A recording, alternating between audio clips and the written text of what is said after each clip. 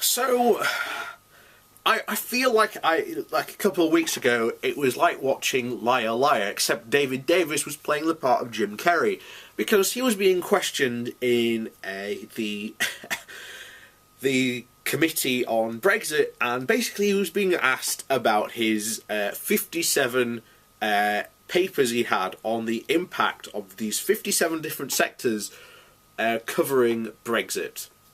Now, continuously, ever since Brexit, Davis has said he's had these papers, and that using this information, he can go forward in good faith, and, you know, he knows that it's not going to be, according to these papers, it's not going to have a single impact on the British economy.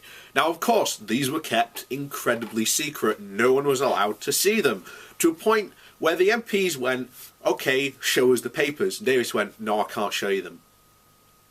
And then when asked why, he went, because if we show them, it'll weaken our hand in negotiations.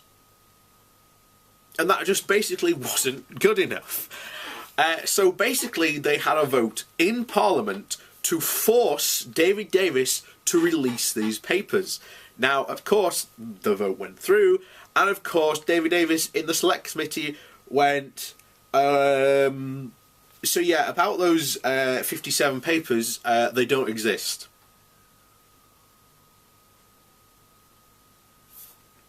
Wait, I thought you had these 57 papers covering all sorts of industries across the UK, and you were telling us continuously, apparently according to these papers, that these papers would show that Brexit was good for these industries, that it wouldn't harm them at all, and that this is what you were basing your negotiating strategy on, using these papers, and that's why you didn't want to show them, because it would weaken your hand. Well, now, apparently, yeah, they don't exist.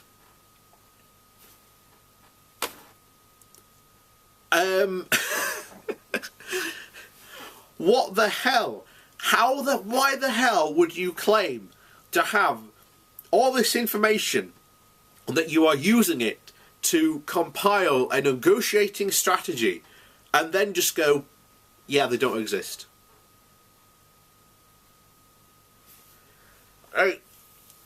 Can you see one of the reasons at the moment why we are not governed well, particularly by this Conservative Party? You've got Boris Johnson, who has made us an absolutely international laughingstock around the world. You've got a trade secretary who thinks that the woodwind industry will somehow save Britain. You've got David Davis, a guy who, well, can't negotiate for toffee, and I think putting a toddler would be better in the negotiations than David Davis, and you have a Prime Minister who is offering absolutely no leadership whatsoever. The current Conservative Party is an absolute shambles. We are not being well governed at all. Brexit is going to go absolutely in the tank, like I said it would, and it's going to even have a bigger impact because of the people that are currently in charge of it. They're idiots. So, stop Brexit now. We've got a 16-point lead. Let's just have another vote and let's just end Brexit now. Because, from all points and purposes, there is no point leaving. There is two reports, one from the EU that released about it, which basically said, yeah, it's going to affect Britain worse than it is the EU. It's going to affect them for a week, and then that's about it. The US, a think tank in the US recently released one and basically said, yeah, Britain's going to go lose so much economic investment. And it's just like, yeah, but we've got that coming up, so yeah, look forward to that one. So, why the hell should we continue with Brexit? It's just going to be an absolute financial catastrophe, yet people are just like, yeah, let's continue running off the cliff, because we're all fucking lemmings, woo! Oh, Jesus Christ.